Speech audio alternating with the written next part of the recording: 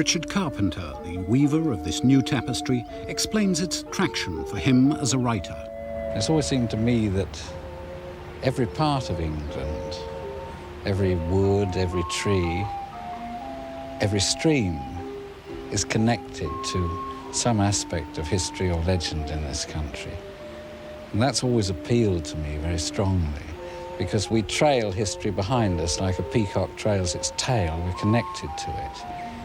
And so many people don't realize exactly the richness of the stories that are available. I've always been deeply interested in the Robin Hood story. It's one of the first books that I had. I think it's probably one of the first stories that most children read. And the thing that really attracted me to Robin Hood is its connection with nature, with the woodland, with the greenwood, and the old religion of England, the pre-Christian religion of tree worship and fertility, the tree that is reborn in the spring and dies in the winter. And specifically connect that to the Robin Hood story. And action.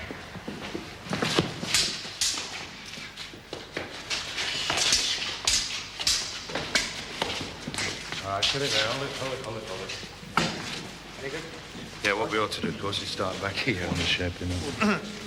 Right, dress back. Can we start right back? Sorry, Michael. I think he's probably an amalgam of both true stories and made-up stories.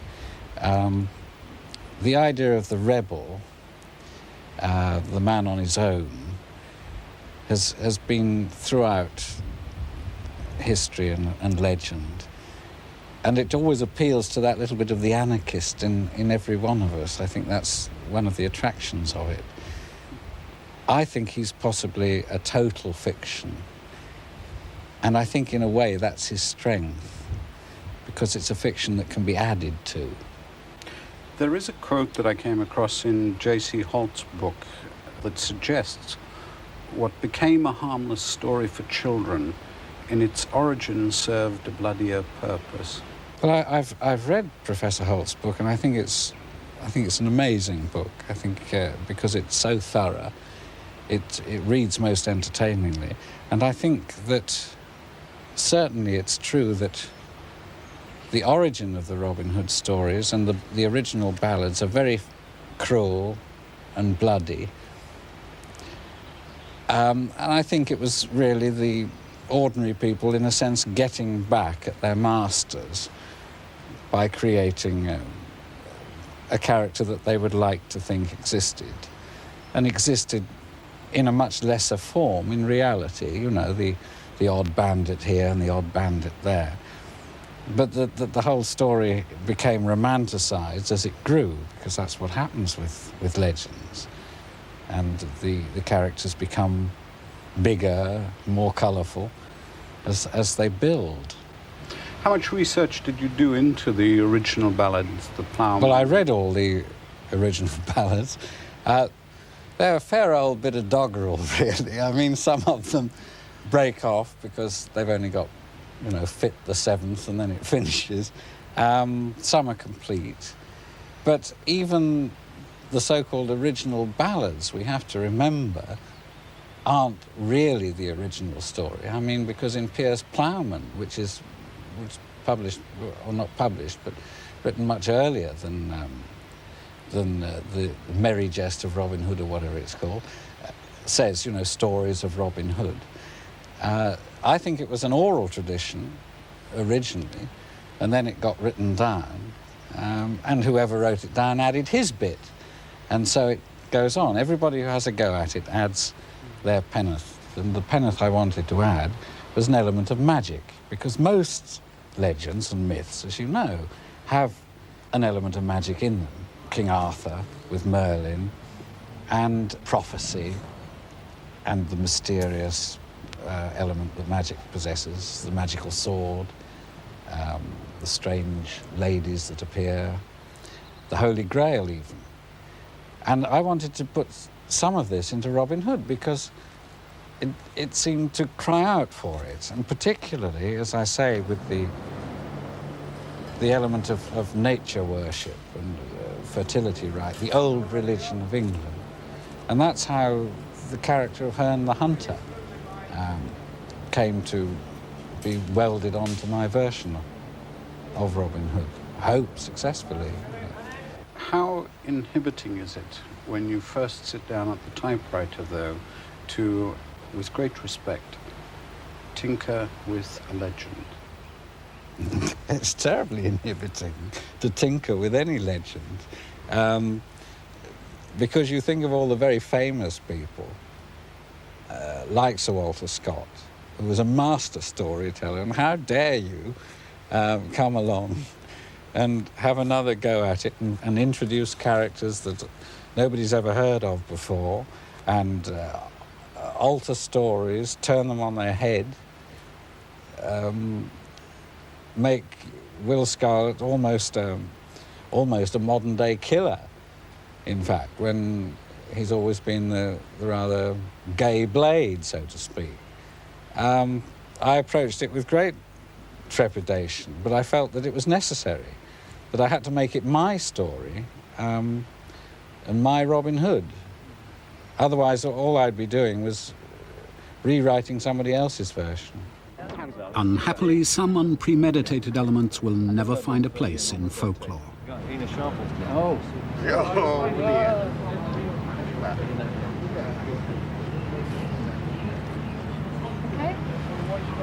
It'll never show, Phil. You can swim in it, you can shower in it, and she will never know. It just doesn't feel right. We've got the diamond-studded one. It doesn't feel like it's got a lot of gravity. Where is that? Yeah. You got any milk stout?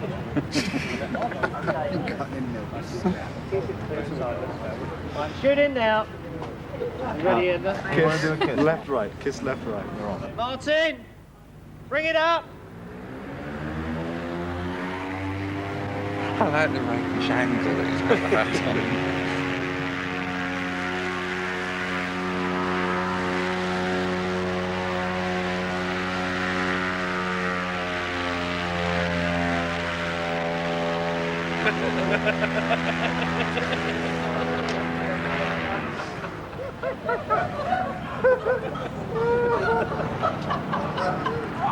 We got some super glue or something.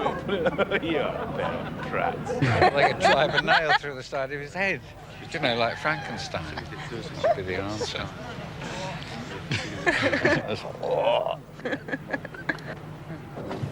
We'll take an army to Sherwood. There are an awful lot of people in this country who know a darn sight more about the period than I do. Those arrows pierce armour. And I haven't got 10 years to research a background for Robin Hood. So my background is going to be, I hope, fairly accurate historically. But the essential thing is that it is true for the story. I think the main appeal is that anarchist feel that he has. It's why do we laugh when in Laurel and Hardy they smash up somebody else's house? Why do we think that's funny? But we do, because there's a little bit of the naughty boy in us all, and there is that in Robin Hood. That is his strength. He's a sort of naughty boy who does things we would like to do. You know, he would knock the traffic warden's hat off today, you know, or he'd probably saw off the whole thing and put it in the car and drive off. Somehow we must entice this Robin Hood and his men out of the forest. We'll take an army to Sherwood. Leave us. We're not going into Sherwood. Not even with 1,000 men. They'd pick us off from the trees, my Lord Abbot. Their arrows pierce armour. Then what's the answer? There, right. Yeah, as long as you go for him. But remember, as you come round, if I come round to cut at you and I do that, and then release the blade, but there. So you don't release it until it's past the body. If you do that, then you've got to be 6 feet away. If you do that, then you'll be 3 feet away. We're doing a very young Robin Hood, as you've observed. We've got a very, very young cast. They're barely out of their teens. Michael Praed is only 23, Judy Trott is 20, I believe. And all the merry men are very young, vibrant kids, which is what we wanted. It was a Robin Hood for the 1980s. Why was it necessary to make a Robin Hood for the 1980s? It was necessary because Robin Hood hasn't been made on film as a television film series since that marvellous Richard Green series 26 years ago. And we felt that it was now time, the time was right, to make another series. And there's been an enormous interest, as you know, worldwide in the subject of Robin Hood. And finding Michael Praed, as we did, really sort of swung us over to saying, yeah, we'll do it again, and we'll do it a bit different. There's a lot of, we're introducing an element of sword and sorcery into the production, which I think gives it that little bit of edge. And it's a very lively production. I'm very excited at the way it's going.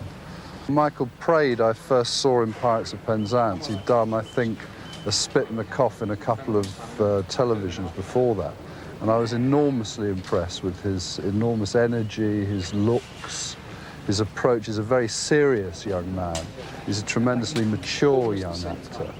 As soon as I hit that, because then I don't have to hover here, because I'm waiting for that to parry.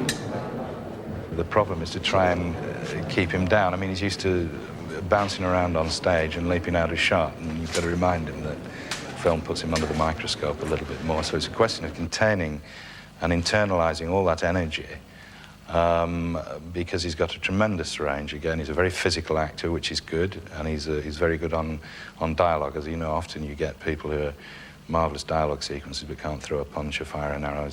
Michael has got all the sort of things for a really big screen star, and we're short of some good swashbucklers, actually. Don't forget, Michael, jump back, don't do that. Do it, Michael. Sorry. Okay, roll it. Done. 3 and 4, take 1. Right, comes. And action.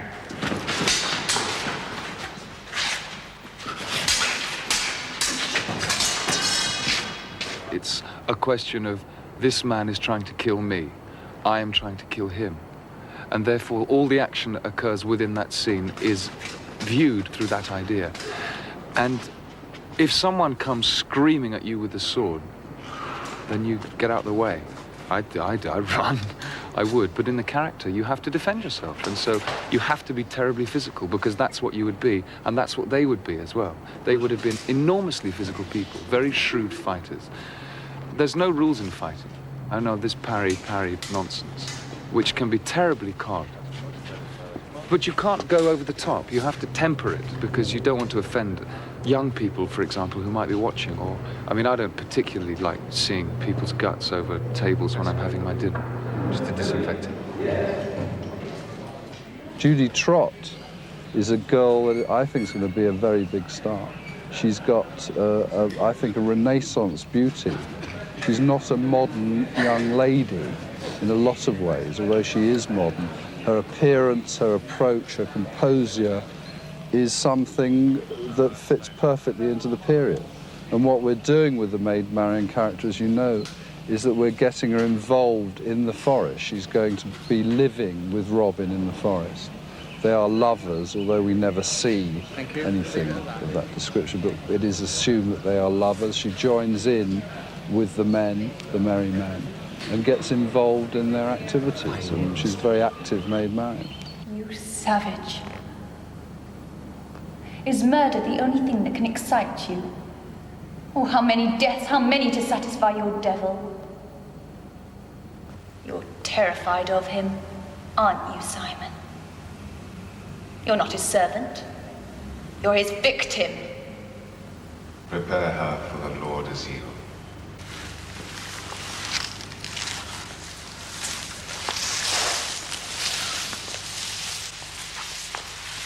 She's quite mature in her thinking. You know, although we're playing at her about 17 or 18, she's very together as a person. And did I say she was self-assured? I think she's a very self-assured person. Both Richard and Paul said that the characters relate very much to the 1980s, although they're set in medieval times. Would you share that view? Yes, I think they have to in a way, because to get sympathy and for people to understand them, you've got to be able to associate with them, and it's very hard to associate with somebody that's is a totally different way of thinking, say like 400 years ago, 500 years ago. Be he the disinherited Earl of Locksley that some have told of, or the common outlaw of other tales, the traitor that some scholars claim, or the benefactor that everybody loves, or, as Richard Carpenter suggests, an imaginative amalgam of the lot, Robin Hood has gone far since Langland's character Sloth confessed in Piers Plowman to knowing more about the outlaw than of his paternoster. A born natural for filmmakers, he's excited audiences since this century's earliest days. Douglas Fairbanks brought him to truly glamorous life in his mammoth production of 1921. Errol Flynn's appearance in 1938 might have been less spectacular, but set the measure for those who followed. As a contemporary observer suggested, here is a rousing entertainment that tells a well-loved story in terms of robust action, a proposition of tremendous potentiality at the box office. Gene Autry took Robin to a hoedown in Texas, and Frank Sinatra showed him an even livelier time in Chicago, despite the restrictions of prohibition. The story of his youthful days has been told by Keith Chegwin and friends in a CFF production that was, in the opinion of one reviewer, one of their ambitious larks in which a juvenile Robin Hood rescues a schoolgirl maid Marian. And the sadness of his aging has been chronicled by Sean Connery and Audrey Hepburn in what one reviewer saw as a somewhat foxy film. While pretending to take a bleak, anti-romantic view of the legends, it in fact supplies us with a cast-iron, three-handkerchief weepy. Yet another commentator experienced a deeper disappointment.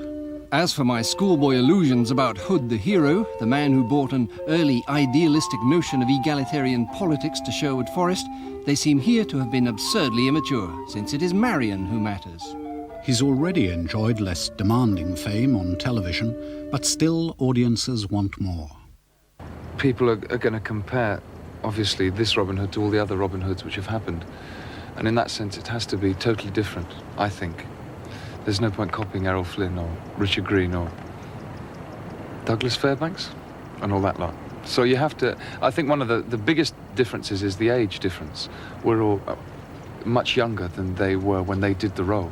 And that brings to it a huge amount of vitality, which was not there, I don't think, in the other productions. And it's also not as glamorous as the Hollywood ones are. It's sort of true to life. And it's amazing, actually, on just simply the difference in energy level, which young actors can give simply because they don't mind throwing themselves about at 10 o'clock in the morning, how it comes off from the screen. In those sort of swashbuckling days, they got away with an awful lot. I think you get away with an awful lot in black and white as well.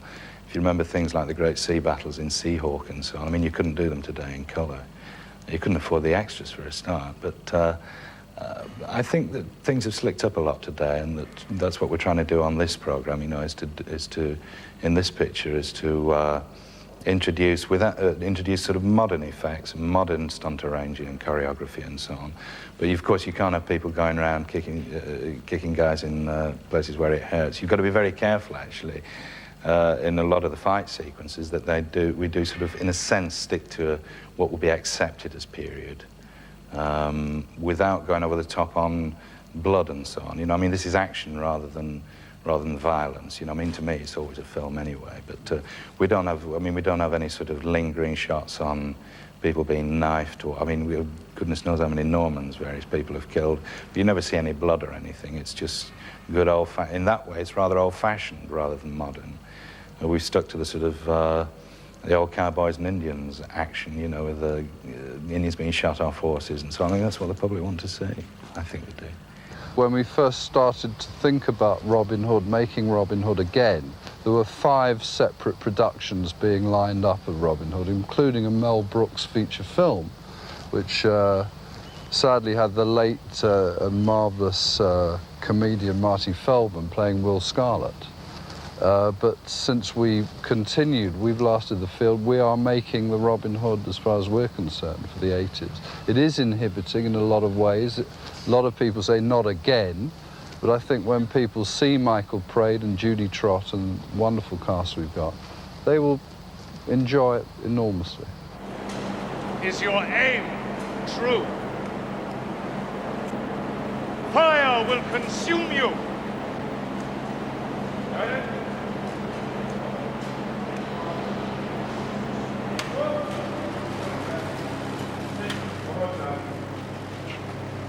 Now, you've got to see in your expression, actually, for that's how it goes. Physically and facially, you're really struggling against all this crap, you know, and all this wind.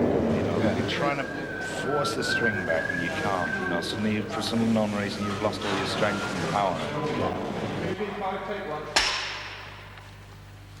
All right. Effects, action.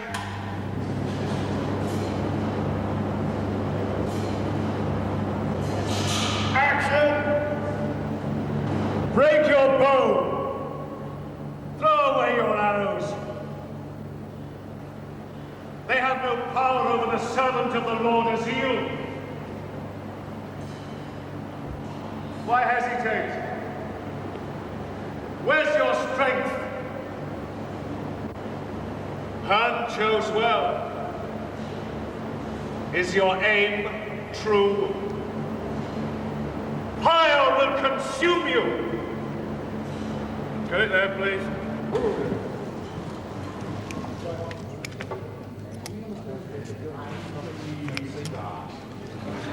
Don't forget, kill me. Gel those up good and proper, they go rather well.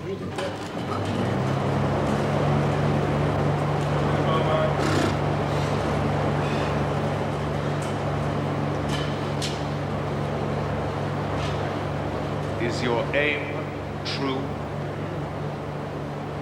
Fire will consume you.